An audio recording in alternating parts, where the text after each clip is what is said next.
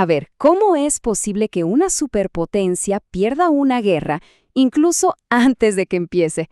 Bueno, hoy vamos a meternos de lleno en el análisis bastante provocador del profesor Yang Shekin.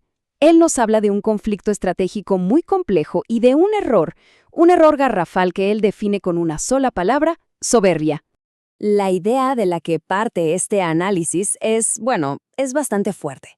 Plantea que el resultado de un posible conflicto entre Estados Unidos e Irán, de alguna manera, ya estaría decidido de antemano. Así de simple. Y aquí está la clave. Según este análisis, el problema no es la falta de tanques o aviones, para nada. La raíz del asunto es una falta de entendimiento total, tanto del adversario como de la naturaleza de la guerra en nuestros días. Ok, vamos a ver cómo se va desarrollando este argumento, paso a paso. Para respaldar esta idea, el profesor no se va muy lejos. Apunta directamente a lo que han dicho algunos de los funcionarios más importantes de Estados Unidos. Y lo que encuentra, según él, es un patrón de exceso de confianza, de soberbia. Y fíjense en esta primera prueba. La cita sugiere algo increíble, ¿no? Una sorpresa total ante la idea de que el otro lado vaya a responder, que vaya a contraatacar, algo que se supone es el ABC de cualquier conflicto. Y esta otra es fascinante cómo está planteada. Según esta perspectiva, el problema no es que la estrategia esté mal, no. El problema es que el enemigo, por alguna razón, no se da cuenta de que ya perdió. Es una lógica bastante particular. Y con esta declaración, queda clarísimo el enfoque. Lo militar está por encima de todo. La fuerza bruta no es solo una opción más en la mesa. No, se convierte en la única forma de dialogar, en el único lenguaje de negociación. Luego, el análisis se mete con la parte económica y señala lo que parece ser una contradicción, pero gigante. El plan era, básicamente, permitir que Irán vendiera su petróleo para, de alguna manera, terminar destruyéndolos. Suena raro, ¿verdad?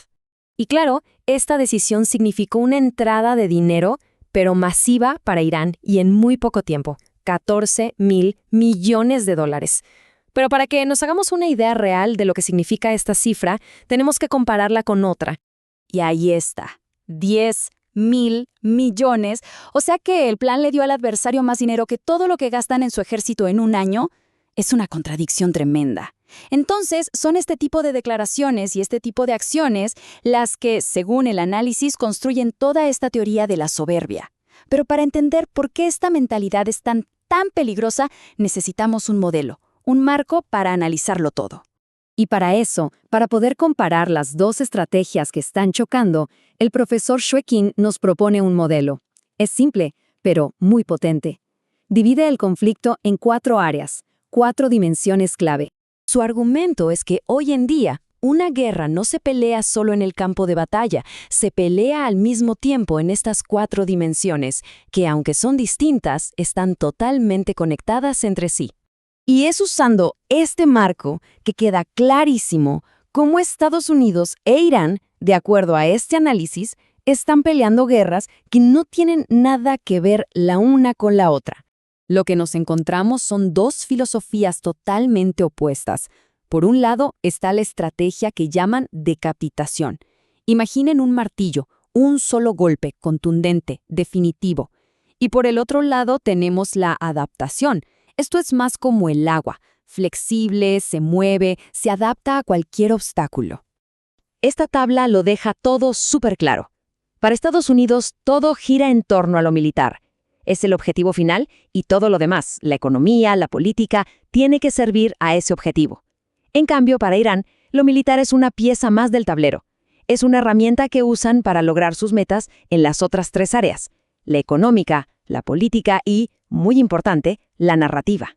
Entonces, ¿cuáles son los resultados de estos 2 enfoques tan distintos?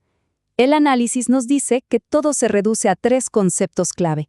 Vamos a verlos. El primero de ellos es la reflexión. Pensemos en el modelo de decapitación, el del martillo. Por su propia naturaleza, es muy rígido, se resiste a cambiar. ¿Por qué? Porque el objetivo militar es uno solo, y es absoluto. El segundo punto es la flexibilidad. Si la estrategia de más fuerza no da resultados, la única respuesta posible dentro de ese modelo es, más fuerza todavía. En cambio, una estrategia de adaptación le permite a Irán ser mucho más ágil, ajustar sus movimientos militares para conseguir ventajas económicas, como por ejemplo, controlar el paso por el estrecho. Y llegamos al tercer concepto, que para el analista es el más importante de todos, la resiliencia. La estrategia adaptativa, la del agua, le permite a Irán ir sumando apoyos, conseguir aliados, reabastecerse más fácil. Mientras que la estrategia rígida, la del martillo, muchas veces termina alejando a los que podrían ser sus partidarios. Así que la conclusión del profesor es contundente. Estas diferencias de estrategia significan que un bando está peleando una guerra que es muy difícil de mantener a largo plazo, mientras que el otro está peleando una guerra que, con el tiempo, en realidad lo hace más fuerte.